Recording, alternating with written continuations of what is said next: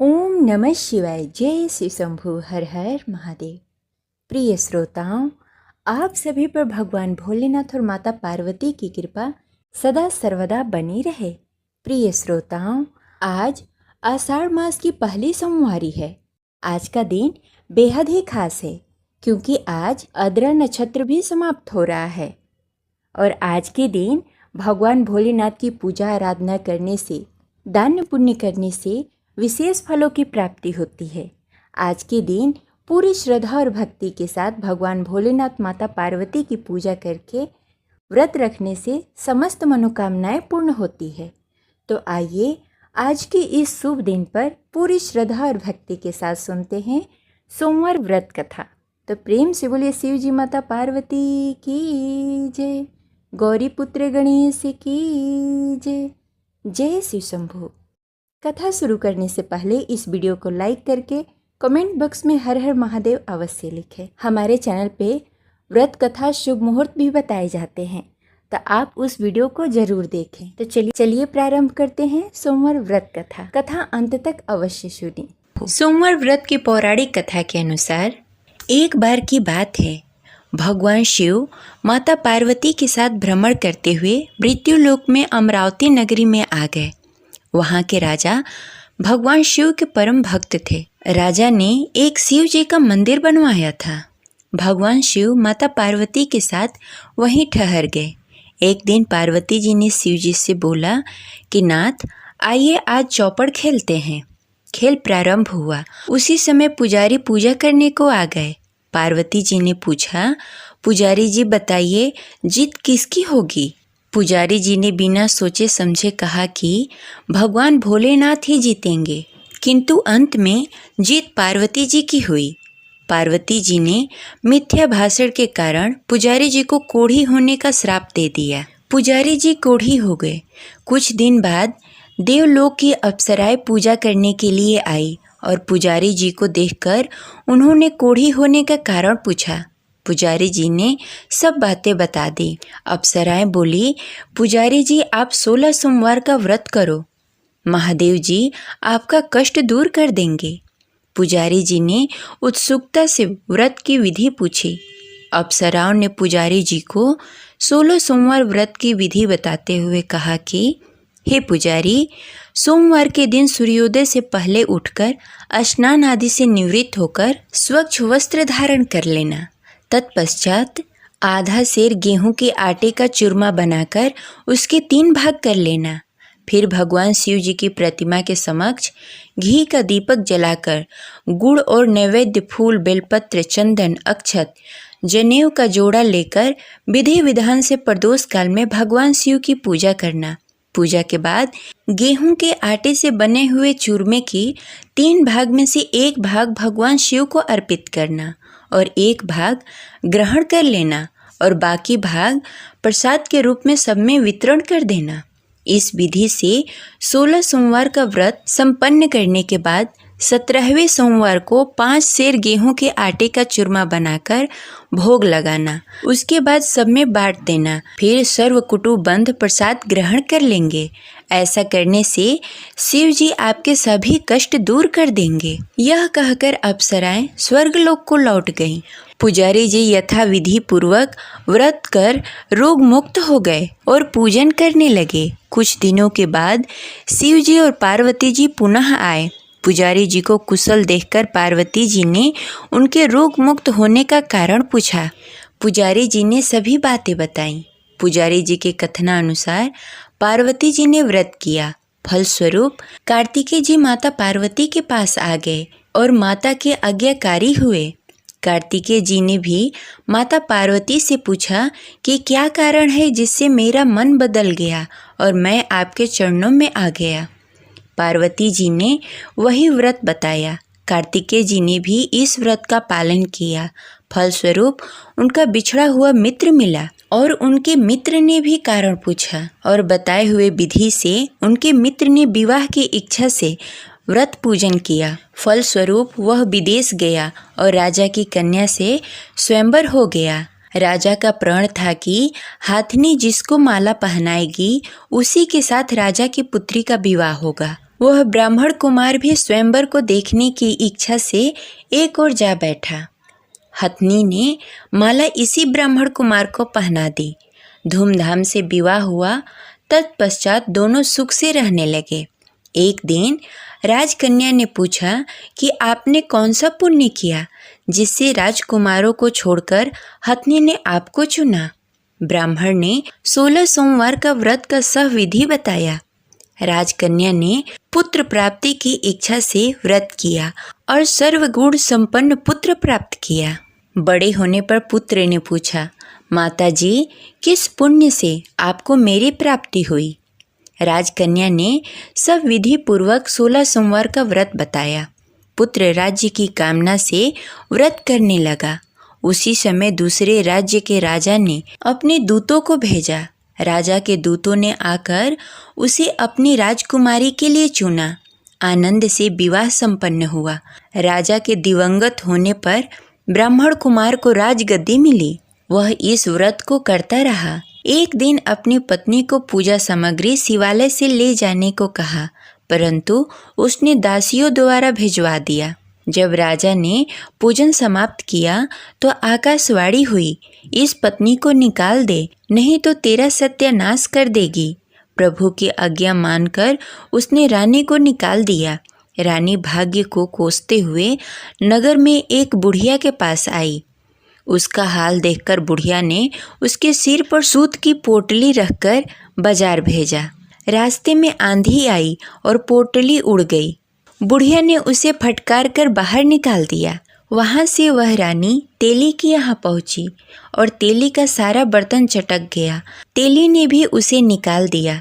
रानी पानी पीने नदी पर पहुँची और नदी सूख गई। सरोवर पहुँची तो हाथ का स्पर्श होते ही जल में कीड़े पड़ गए। वही जल को पीकर आराम करने के लिए जिस पेड़ के नीचे जाती वह पेड़ सूख जाता। वन और सरोवर की यह दशा देखकर ग्वाले उसे मंदिर के गोसाई के पास ले गए। उसे देखकर गोसाई जी समझ गए कि यह कुलीन अबला विपत्ति की मारी हुई है। धैर्य बांधते हुए बोले, बेटी तू मेरे यहाँ रह जा, किसी बात की चिंता मत कर। रानी आश्रम में रहने लगी, परंतु जिस वस्तु पर उसका हाथ लगे वहीं कीड़े पड़ जाते। दुखी होकर गोसाई जी ने पूछा, बेटी किस देव के अपराध से तेरी यह दशा हुई है। पुजारी जी की बात सुनकर रानी ने सारी घटना बता दी। गोसाई जी बोले, बेटी तू 16 सोमवार का व्रत करो। रानी ने गोसाई जी की बात मानकर सविधि पूर्वक 16 सोमवार का व्रत पूरा किया। व्रत के प्रभाव से राजा को रानी की याद आई और दूतों को उसकी खोज करने के लिए भेजा। आश्रम में रानी को देखकर दूतों ने राजा को रानी का पता बताया। राजा ने जाकर गोसाई जी से कहा, महाराज यह मेरी पत्नी है। शिव जी के रुष्ट होने से मैंने इसे परित्याग कर दिया था। शिव जी के कृपा से मैं इसे ले जाने आया हूँ। कृपा करके इसे जाने की आज्ञा दें। गोसाई जी ने आज्ञा दे दी। राजा रानी को नगर में लेकर आए और नगर वासियों ने नगर सजाया, बाजे बजाने लगे और मंगलाचार हुआ। तत्पश्चात शिव जी की कृपा से प्रतिवर्ष 16 सोमवार का व्रत कर वह रानी के साथ सुखपूर्वक रहने लगे। इसी प्रकार जो भी मनुष्य भक्ति सहित और विधि पूर्वक 16 सोमवार का व्रत करता है और कथा सुनता है, उसकी सभी मनोकामनाएं पूर्ण होती है और अंत में वह शिव जी को प्राप्त होता है। इस प्रकार 16 सोमवार व्रत कथा संपन्न हुई। अब चलिए सुनते हैं सोमवार की दूसरी कथा। प्राचीन काल में एक नगर में एक साहूकार रहता था, जिसके यहाँ धन्य धान्य की कोई कमी नहीं थी। फिर भी वो हमेशा उदास रहा करता था, क्योंकि उसके पास कोई पुत्र नहीं था। वह इसी चिंता में रात दिन रहता था। वह पुत्र कामना के लिए प्रतिदिन सोमवार को शिव जी का व्रत और पूजा किया करता था तथा संध्या काल को शिव मंदिर में जाकर शिवलिंग के सामने दीपक जलाया करता था। उसकी इस भक्ति भाव को देखकर एक समय श्री पार्वती जी ने शिव जी से कहा कि हे प्रभु, यह साहूकार आपका बहुत ही अनन्य भक्त है और सदैव आपका व्रत और पूजन बड़ी ही श्रद्धा के साथ करता है। इसकी मनोकामना पूर्ण करनी चाहिए। शिव जी ने कहा, हे पार्वती, यह संसार का कर्म क्षेत्र है। जैसे किसान खेत में जैसा बीज डालता है वैसा ही फल काटता है, इसी प्रकार इस दुनिया में जो जैसा कर्म करता है वैसा ही फल पाता है। पार्वती जी ने अत्यंत आग्रह से कहा, हे प्रभु, जब वह आपका अनन्य भक्त है, उसको अगर किसी प्रकार का दुख है तो आपको अवश्य ही उसका दुख दूर करना चाहिए, क्योंकि आप सदैव अपने भक्तों पर दया करते हैं, उसके दुख को दूर करते हैं। यदि आप ऐसा नहीं करेंगे तो कोई मनुष्य आपकी सेवा और व्रत क्यों करे? पार्वती जी का ऐसा आग्रह देख शिव जी ने कहा, हे पार्वती, इसका कोई पुत्र नहीं है, इसीलिए यह सदैव दुखी रहता है। इसके भाग्य में पुत्र न होने पर भी मैं इसको पुत्र प्राप्ति का वर देता हूँ, परंतु यह पुत्र केवल 16 वर्षों तक ही जीवित रहेगा। इसके पश्चात मृत्यु को प्राप्त हो जाएगा। इससे अधिक मैं और कुछ नहीं कर सकता। ये सभी बातें साहूकार सुन रहा था। इससे उसको न कोई प्रसन्नता हुई और न ही कोई दुख हुआ। वह पहले जैसा ही शिव जी का व्रत और पूजन करता रहा। कुछ काल व्यतीत होने के पश्चात साहूकार की पत्नी गर्भवती हुई और 10वें महीने उसने पुत्र को जन्म दिया। साहूकार के घर में बहुत ही खुशी मनाई गई, परंतु साहूकार उसके 16 साल की आयु जानकर कुछ अधिक प्रसन्न नहीं हुआ। यह बातें उसके घर वालों को मालूम नहीं था। विद्वान पंडितों ने उसका पुत्र का नाम अमर रखा। जब अमर 12 वर्ष का हुआ तो उसे शिक्षा प्राप्त करने के लिए काशी भेजने का निश्चय हुआ। व्यापारी ने अमर के मामा को बुलाया और कहा कि अमर को शिक्षा प्राप्त करने के लिए काशी छोड़ आओ।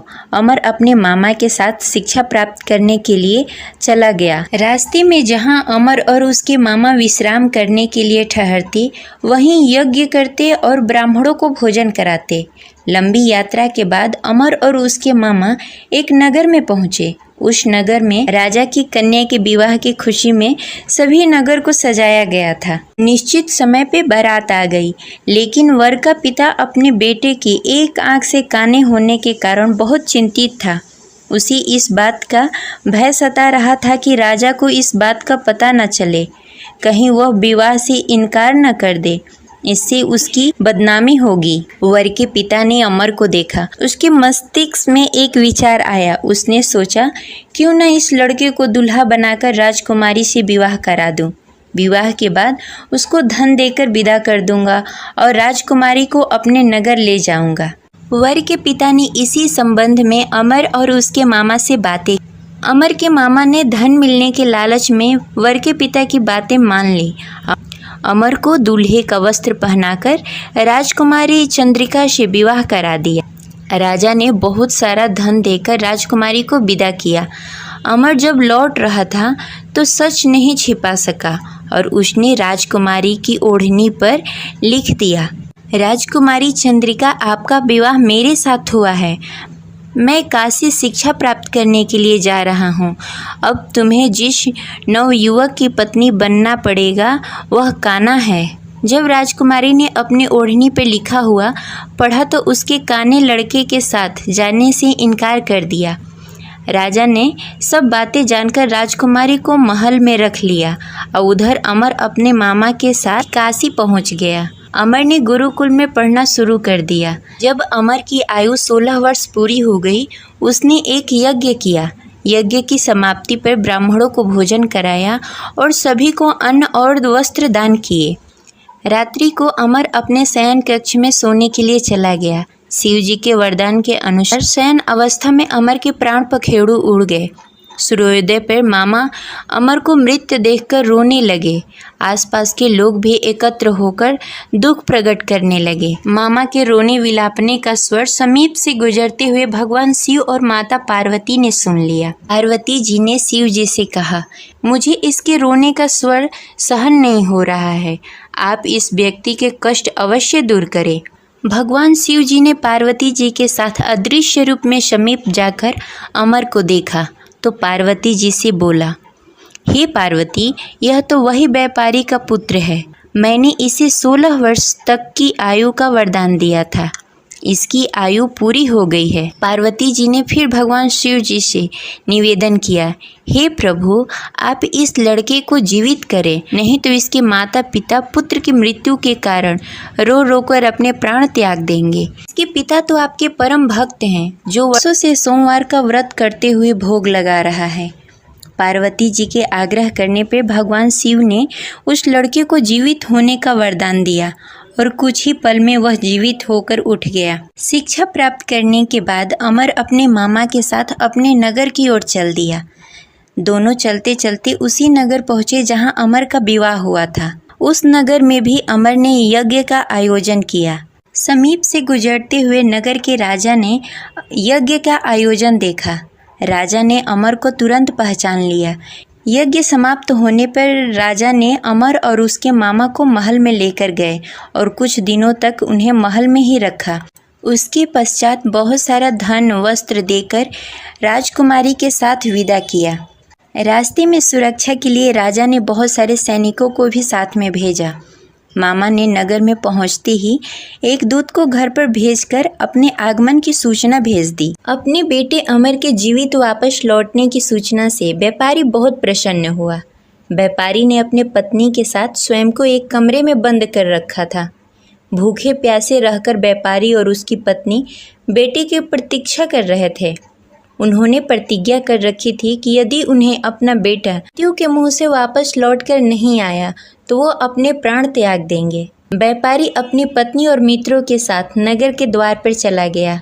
उसने अपने बेटे का विवाह का समाचार सुनकर पुत्रवधू राजकुमारी चंद्रिका को देखकर उसकी खुशी का ठिकाना न रहा। उसी रात भगवान शिव ने व्यापारी को स्वप्न में आकर कहा, हे श्रेष्ठ, मैं तेरी सोमवार के व्रत करने और कथा सुनने से बहुत प्रसन्न हूँ। इसी वजह से मैंने तुम्हारे पुत्र की लंबी आयु कर दी है। व्यापारी बहुत प्रसन्न हुआ। सोमवार का व्रत करने से व्यापारी के घर में खुशियाँ लौट आई।